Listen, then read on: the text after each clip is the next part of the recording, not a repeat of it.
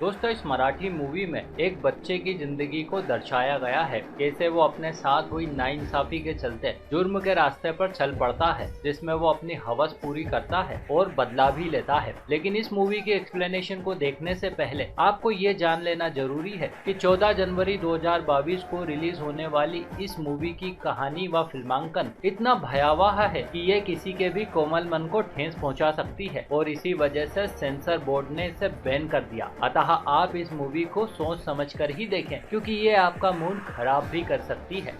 Movie की शुरुआत hospital के बाहर से होती है, जहां बाबी नाम का एक बूढ़ा आदमी बैठा रहता है कि तभी अंदर से एक आदमी किसी की मौत की खबर लेकर आता है। खबर सुनकर बाबी बहुत ही दुखी होता है। उसके बाद सीन थोड़ा फ्लैशबैक में जाता है, जिसमें लगभग 12-12 साल के दो लड़कों को दिखाया जाता है। एक का नाम है दिग्या यानी दिगंबर और दूसरे का इलियास। फिलहाल ये दो बच्चे पतंग उड़ाने के लिए मांझा बना रहे हैं, लेकिन दिग्या उसमें ट्यूबलाइट के कांच मिलाकर उसकी धागन को धारदार बनाना चाहता है, इतना धारदार कि इससे किसी की भी गर्दन काटी जा सके। तभी उस टेरिस पर दिग्या की दादी आ जाती है। दिग्या कहने लगता है, अरे दादी, तू यहाँ क्यों आई? तू जा, मैं अभी आता हूँ। लेकिन दिग्या की दादी इलियास को नजर ही नहीं आती। ऐसा इसलिए क्योंकि वो पहले ही मर चुकी है और दिग्या जिससे बात कर रहा है वो उसका भूत है, और वो ऐसा इसलिए कर पा रहा है क्योंकि उसका दादा एक मांत्रिक था, जिसके कारण उसमें भी ये सब करने की पावर है। उसके बाद ये दोनों गुप्ता नाम के एक ब्रोकर के पास जाकर उसे चाकू से घायल कर देते हैं। एक्चुअली आपने ये रूल तो सुना ही होगा कि अगर कोई भी किराएदार किसी मकान में 10 साल से रह रहा है तो उस घर पर उसका भी अधिकार हो जाता है, लेकिन रूल ये है कि 10 साल की आपके पास रिसिप्ट होनी चाहिए। तो ये गुप्ता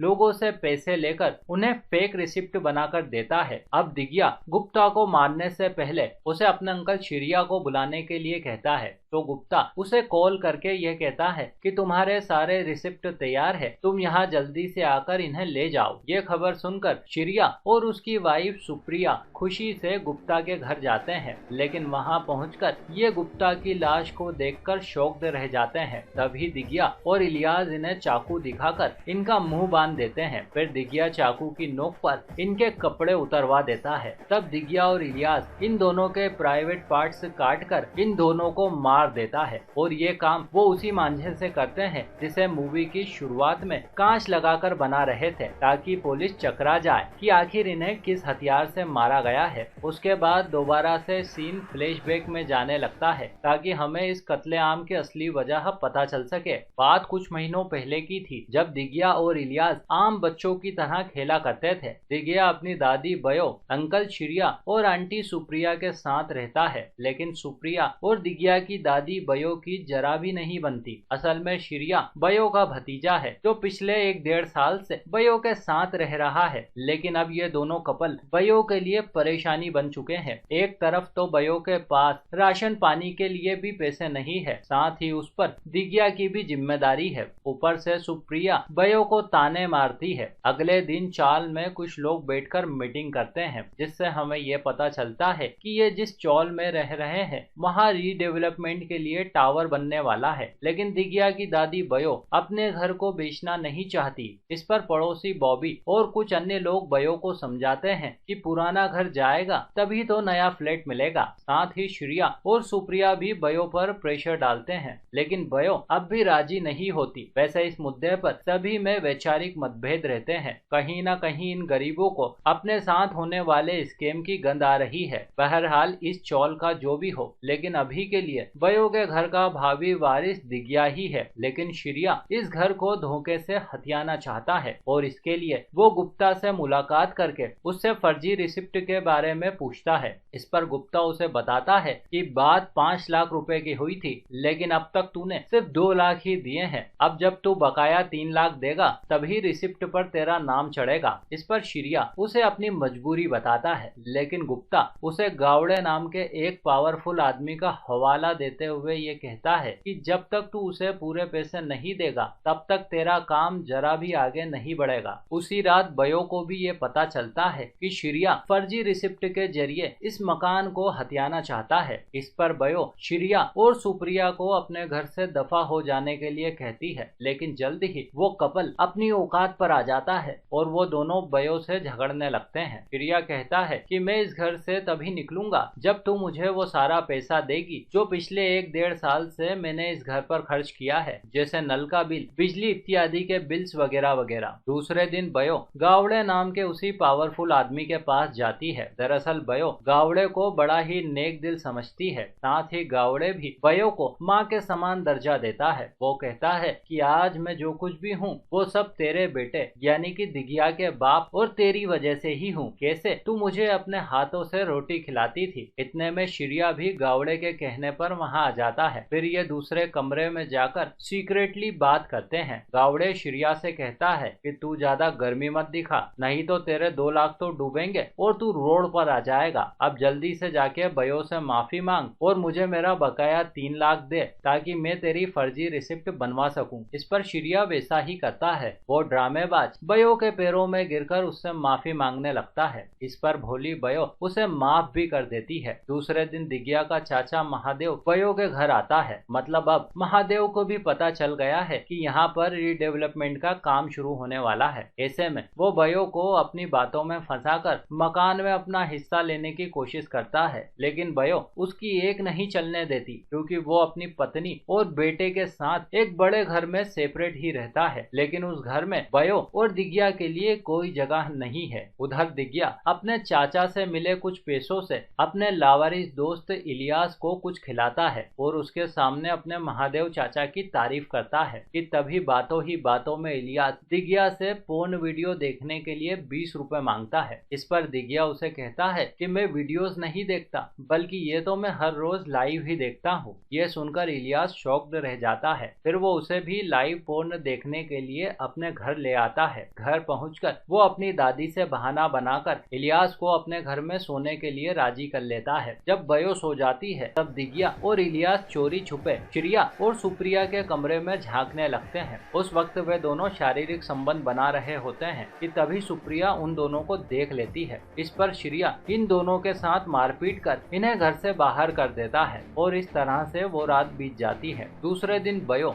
दिगिया को अपने बेटे के पुराने सामान को बेचकर कुछ पैसा लाने को कहती है। दिगिया उसी बक्से में रखे अपने फादर के चाकू को देख लेता है, बटन वाली चाकू। इस चाकू को दिगिया अपने पास ही रख लेता है। वो इलियास को चाकू कैसे चलाते हैं इसके बारे में बताता है। वो कहता है कि मैं अपना पहला मर्डर इसी चाकू से करूंगा, वो भी श्रिया का। साथ ही वो उससे ये भी कहता है कि किसी ने धोखे से मेरे बाप को बड़ी ही बेरहमी से मार दिया और उसके मरने के कुछ दिनों के बाद ही मेरी माँ भी भाग गई। असल में वो एक बार डांसर थी और मेरे बाबा ने उससे जबरदस्ती शादी की थी। इधर बयो अपने पड़ोसी बाबी के घर आती है। बाबी के बेटे की अचानक मौत हो जाने के कारण उसकी वाइफ अब पागल हो चुकी है। ऊपर से बाबी के ऊपर भी बहुत सा कर्ज है। साथ ही उसकी बेटी एक वॉचमैन के साथ भाग गई थी जिसे उसके पति ने दहेज लाने के लिए फिर से घर भेज दिया। तो बाबी बयो से कहने लगता है कि मैं भी अपना घर बेचकर कुछ पैसे बेटी को दे दूंगा और बचे हुए पैसे लेकर गांव चला जाऊंगा और बाकी की जिंदगी वहीं गुजारूंगा। इस पर बयो बाबी से कहती है तुम घबराओ मत, मैं गावड़े के पास जाकर तुम्हारे लिए कुछ पैसे लाती हूँ। वहाँ पहुँचकर बयो देखती है कि गावड़े, उसके आदमी भक्तिया और श्रिया बैठकर आपस में फर्जी रिसिप्ट के बारे में बात कर रहे हैं। तब जाकर बयो को गावड़े की असलियत का पता चलता है। वो उससे झगड़ा करने लगती है। इस दौरान गलती से बयो को धक्का लग जाता है जिससे बयो के सिर पर एक गंभीर चोट लग जाती है और उसकी वहीं पर मौत हो जाती है। उसके बाद गावड़े उसकी डेड बॉडी को हॉस्पिटल भेज देता है। साथ ही वो अपने आदमी भक्तिया और श्रिया से कहता है कि यदि कोई पूछे तो तुम ये कह देना कि इसे अचानक से चक्कर आया था और ये गिरकर बेहोश हो गई। उसके बाद सीन प्रेजेंट डे पर शिफ्ट होता है। मतलब मूवी की स्टार्टिंग में हॉस्पिटल में हमें जिसकी मौत की खबर बताई गई थी वो बयो ही थी। उसकी मौत पर दिगिया बहुत ही दुखी होता है। गावड़े मगरमच्छ के झूठे आंसू बहाकर नौटंकी करता है। इस सब के बाद दिगिया का चाचा महादेव उसे अपने घर ले आता है ताकि दिगिया के जरिए वो उस घर में से अपना हिस्सा ले सके। लेकिन उसे क्या पता था कि श्रिया इस सब के लिए गावड़े को पहले ही 5 लाख रुपए दे चुका है। दिग्या को घर लाने के बाद महादेव और उसकी बीवी उसे बहुत से काम करवाने लगते हैं, जैसे वो घर का कोई नौकर हो, और तो और वो उसे पीटते भी हैं, जिससे दिग्या को उनकी असली औकात पता चल जाती है। लेकिन वो ये नहीं जानते थे कि ये बच्चा अब बहुत आगे निकल चुका है। ऐसे ही एक दिन की बात है जब दिग्या अपने चाचा के बेटे को स्कूल लेने जाता है, लेकिन वॉचमैन उसे कहता है कि वो तो पहले ही यहाँ से जा चुका है। उधर घर आकर दिग्या अपनी चाची को ये कहानी सुनाता है कि किसी ने अक्षु का अपहरण कर लिया है और बदले में उसने पैसों की मांग की है, और यदि पैसे नहीं मिले या पुलिस को खबर की तो बच्चा जान से जाएगा। फिर वो दोनों पैसे लेकर बताई गई जगह पर पहुंचते हैं। अगले सीन में हम देखते हैं कि घर आकर दिग्या अपनी चाची से रोते हुए ये कहता है कि चाची, चाचा ने मुझे बाहर खड़े रहने के लिए कहा तो मैंने वहीं उनका वेट किया, लेकिन बहुत देर के बाद भी जब चाचा नहीं आए तो मैंने उन्हें ढूंढने की बहुत कोशिश की, लेकिन वो मुझे नहीं मिले। जल्द ही पुलिस चाची को घटना स्थल पर ले जाती है, जहां चाचा और उसके बेटे अक्षु की डेड बॉडी बताई जाती है। अगले दिन पुलिस स्कूल के उस वॉचमैन दिग्या और चाची को बुलाकर पूछताछ करती है, लेकिन उन्हें कातिल के बारे में कुछ भी पता नहीं चलता। अब चाची पूरी तरह से टूट जाती है, उसकी सारी अकड़ निकल जाती है। उसका अकेलापन देख दिग्या उसे सेड्यूस करने लगता है। जल्द ही उसकी चाची भी उससे अट्रैक्ट हो जाती है। अब ये दोनों फिजिकल रिलेशनशिप में रहने लगते हैं। इस दौरान दिग्या चाची से इलियास को भी अपने साथ रहने के लिए राजी कर लेता है। आज की शाम भी चाची फुल मूड में रहती है। वो दिग्या का बेसब्री से इंतजार करती है कि तभी उसे फोन आता है, जिससे पता चलता है कि दिग्या के अंकल चिड़िया और आंटी का किसी ने मर्डर कर दिया है। वो ये खबर दिग्या को सुनाती है, और आपको तो पता ही है कि दिग्या और इलियास ने ही उन्हें निपटाया है। अब दोस्तों सीन एक बार फिर से प्रेजेंट डे पर शिफ्ट होता है, जहाँ पर चिड़िया और सुप्रिया की डेड बॉडीज को दिखाया जाता है। अब इस सबसे अनजान बॉबी दिग्या से कहता है कि बेटा, पता नहीं किसी ने तुम्हारे अंकल आंटी को मार दिया, तुम अभी बच्चे हो तो तुम्हें ये सब नहीं देखना चाहिए। और इस प्रकार से किसी को भी दिग्या और इलियास पर शक नहीं होता,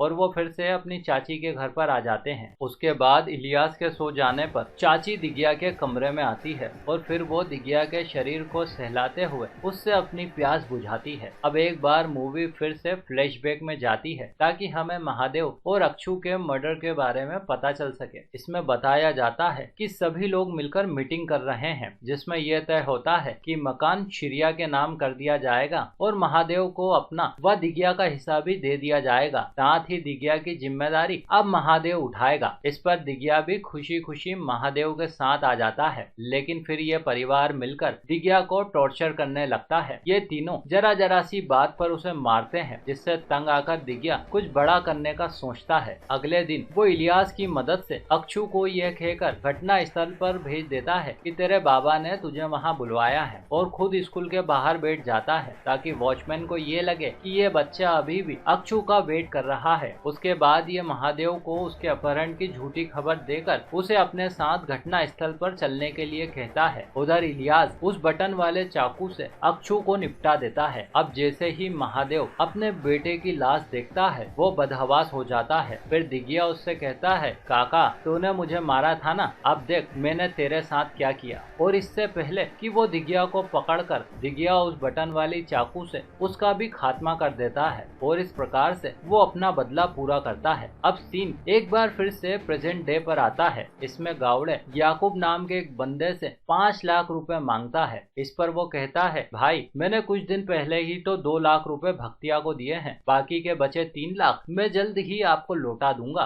इस पर भक्तिया साफ मना कर देता है, लेकिन जल्द ही सच्चाई सामने आ जाती है। भक्तिया अपनी मजबूरी बताता है, लेकिन गावड़े उसे भला बुरा कहकर उससे 2 लाख रुपए लौटाने के लिए कहता है। उसी रात भक्तिया टेंशन में खूब दारू पीता है, और वो गावड़े को गाली देते हुए इलियास के सामने कई राज उजागर कर देता है। वो कहता है कि कैसे गावड़े के धक्के से बयो की मौत हुई, कैसे उसने दिग्या के घर को हड़प लिया, और उससे भी बड़ी बात कि कैसे उसने दिग्या के बाप को मरवाया था। अब इलियास ये सारी इंफॉर्मेशन दिग्या को दे देता है। अब दिग्या एक जबरदस्त प्लान बनाकर गावड़े के पास पहुंच जाता है। वो उससे कहता है कि आपका आदमी भक्तिया आपको मारना चाहता है। ऐसा कहते हुए दिग्या गावड़े को लेकर भक्तिया के पास पहुंच जाता है। वहाँ भक्तिया शराब पीकर बेहोश पड़ा रहता है। अब गावड़े बिना सोचे समझे भक्तिया को मार देता है, और अब गावड़े दिग्या को कुछ पैसे देता है ताकि वो अपना मुंह बंद रखे। तब दिग्या वो पैसे नहीं लेता, बल्कि वो गावड़े से 5 लाख रुपए मांगता है और कहता है कि यही कीमत लगाई थी ना तूने मेरे बाप की। और फिर वो अपने फादर की बटन वाली चाकू से गावड़े का बड़ी ही बेरहमी से खून कर देता है और इस तरह से दिग्या अपने फादर और दादी का बदला लेता है। तभी दिग्या को उन दोनों की आत्मा नजर आती है। वो बहुत ही खुश हैं, मुस्कुराते हुए दोनों वहां से चले जाते हैं। मतलब अब जाकर उन दोनों की आत्मा को शांति मिली।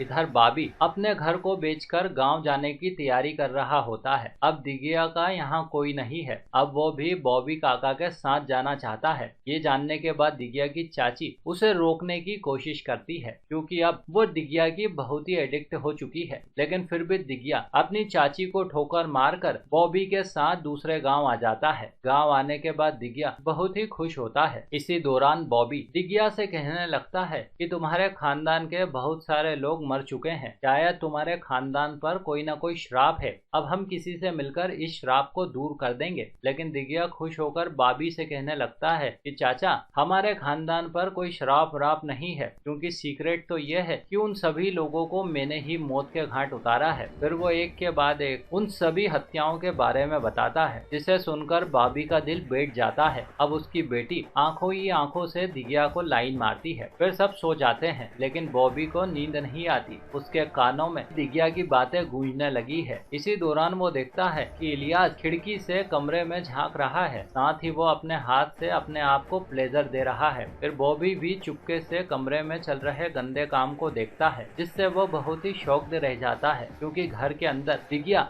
और बॉबी की बेटी अपनी हवस पूरी कर रहे होते हैं, वो भी उसकी पागल गूंगी माँ के सामने। फिर दूसरे दिन सुबह ये सारे लोग खाना खाने लगते हैं, सिवाय बॉबी और उसकी पत्नी के। दूसरे सीन में हम इन तीनों की लाश को देखते हैं, यानी दिग्या, इलियास और बॉबी की बेटी की। मतलब बॉबी ने इन तीनों के खाने में जहर मिलाकर इन्हें मौत के घाट उतार दिया। और तो और वो अपनी बेटी की मौत पर भी बिल्कुल आंसू नहीं टपकाता। उसका मानना था कि ये तीनों पूरी तरह से जानवर हो चुके हैं, इनमें जरा भी इंसानियत नहीं बची है। ऐसे में यदि ये लोग जिंदा रहेंगे तो ना जाने और कितने ही लोगों को मौत के घाट उतार देंगे। अतः ऐसे लोग जिंदा रहने के बजाय मर जाएं तो ही अच्छा है। और इस प्रकार से दोस्तों ये मूवी यहीं समाप्त हो जाती है। आशा करते हैं आपको हमारा प्रस्तुतिकरण व प्रयास जरूर अच्छा लगा होगा। हम जल्द ही मिलेंगे आपसे अगली मूवीज में। तब तक के लिए गुड बाय।